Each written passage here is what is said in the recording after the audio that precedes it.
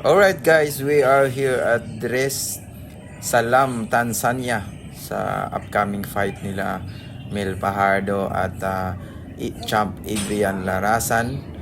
So, as you can see guys, 2 araw na lang timbangan na para sa bukas timbangan na pala para syempre sa laban nila.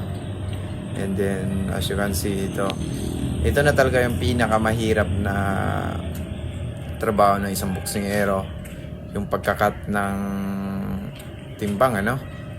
So dito yung kinakain na dito medyo isang isang itlog, just prutas na lang.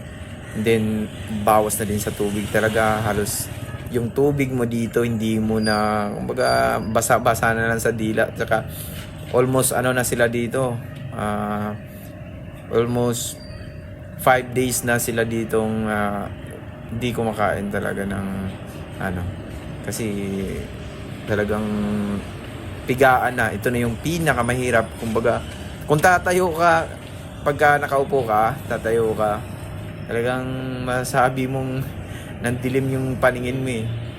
So magandang laban to guys, magandang laban yung mapapanood nyo, lalo na itong si Adrian Larasan, na yung mga kalaban nito ay nung nakaraan, alam naman natin na dinaya din si Makilan dun, no? So sa gloves pa lang, sa timbangan pa lang, malaki na yung timbang ng kalaban, hindi naman nilakihan yung gloves. So talamak din yung dito, talamak din yung kumbaga dayaan dito. Pero hindi natin kasi may mga lakas to eh. Itong si Adrian may lakas din, and then itong si Mel Fajardo. So malalaman nyo na lang yung nito, knockout ratio nito ay may pangpalag talaga, no.